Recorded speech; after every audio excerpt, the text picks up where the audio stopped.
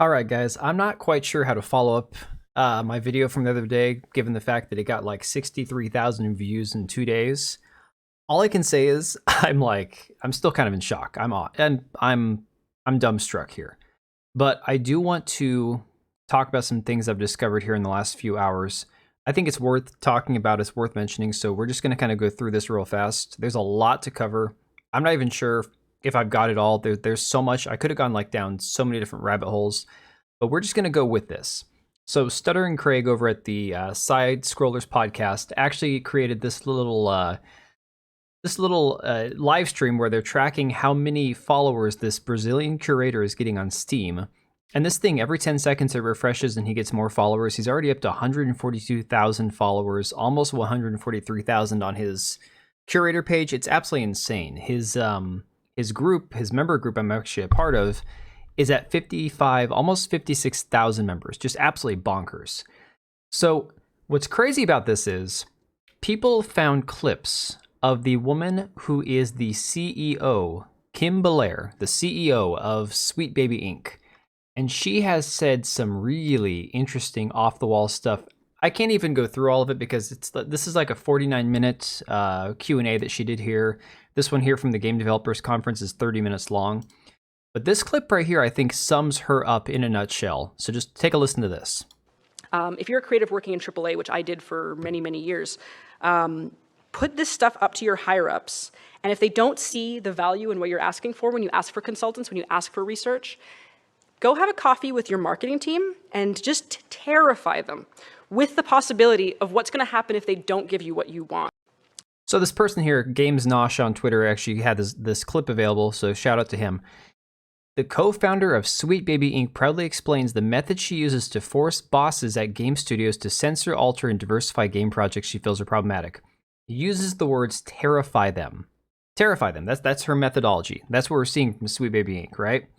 So there's other pieces of this. Like I could literally go through and clip all this. Like from the Womanize conference, the Games and Film 2019, she had this thing talking about microaggressions in games. How that's the only time Black people can put themselves in games is to tell their story of microaggressions, or when they need to diversify the color palette. This woman is insane, but she gets paid for this crap. That's the craziest part. Like she gets paid to share these kind of opinions. You do have like a lot of power to actually affect the change that we want to see and to work all of these concepts in our material as narrative developers. But we still work for people. And it's another kettle of fish, I think, when it comes to like the structures that approve these choices. And we have to kind of look at them a little more institutionally, because we can write all the stories that we want, but that doesn't mean that anyone's going to buy them, anyone's going to market them, anyone's going to let us do it. So I think I want to use my last section here to kind of outline the tools and the techniques that I use and that my company. And so she goes through a lot of this, talking about how basically you have to struggle as a dark-skinned narrative storytelling person when you're dealing with white people as your primary core audience and your primary customer base, and white people who are institutionally the ones who run these companies. And basically how that's a problem where they have to sneak it in there, or they have to find ways to shoehorn it in there and try to feel authentic even though they know it's not authentic. So a lot of these clips, the video we were just watching was from the Game Developers Conference from 2 years ago. In case you're not aware of what it is, the Game Developers Conference, the details on their website of what their event actually is that they are celebrating game history and exploring game preservation, as well as delivering the industry's greatest source of content and connections with plenty of exciting talks, sessions, and networking events. That's how they market this, okay? They say at the GDC Expo, attendees can check out companies' latest products and solutions, head to GDC Play to try the latest indie games, or attend career development talks around building portfolios, and so much more. So their conferences run Monday through Friday. Pretty short hours, 9:30 to 6:30, kind of a normal work schedule kind of day. But the craziest part, and you'll see this in here, that the things that they talk about, you know, game development, core concept roundtable, independent game summit, then they have their advocacy sessions all week long, okay? Why attend? Why should you attend GDC? It's a week-long celebration of the art, craft, and business of game development and represents a unique opportunity for developers to get up to speed on advances in the field. Join over 28,000 of your global game dev peers, hear from over 700 speakers spanning over 1,000 sessions, and catch up on the latest tech and trends on the expo floor with more than 500 of the world's leading tech companies like Epic, Microsoft, and Google. So keep in mind, at the Game Developers Conference, these companies are all there. The big guys, all the big shots are there. Now we get into, on their website, talking about diversity, equity, and inclusion. And of course, they have all sorts of associated programs and scholarships and opportunities for people who are all fit these minority, Black voices in gaming, Animation Diversity Foundation, Different Games Collective, Girls Make Games, Gay Gaming Professionals, Women in Games International, Women in Games France. Basically, it's all the ideological BS. Additional diversity and inclusion programs, they have childcare, which is fine. That's actually pretty normal.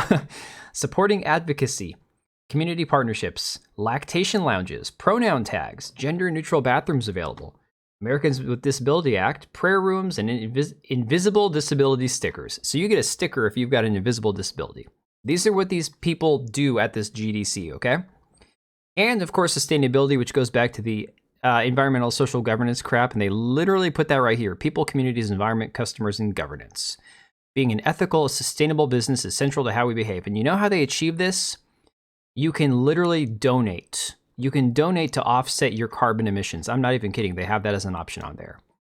All this for the price, if you want to go all access for the week, $23.49. That's $2,349 to listen to people lecture you about how evil the white patriarchy is. These are their advisory board members, okay? This is the important part. These are the people who make up their advisory council. If you look at who these people are, just kind of scanning around, there's a lot of big names, at least from big companies, Alienware, Ubisoft, NVIDIA, Insomniac. NVIDIA, again. There's some smaller ones, like I believe one of the women from the game Hellsinger that actually did some of the singing, which that game was actually kind of cool.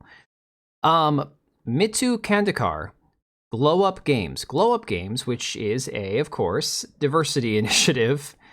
They have on their website, we build games and tech which centers and celebrates Black and brown joy, starting with hip-hop and the culture. Featured game looks like dog crap. Then you have this person here. I literally I picked a couple like random ones out of the lineup and look what I found. Kimberly Vole from the Fair Play Alliance. What is the Fair Play Alliance? Well, let's see.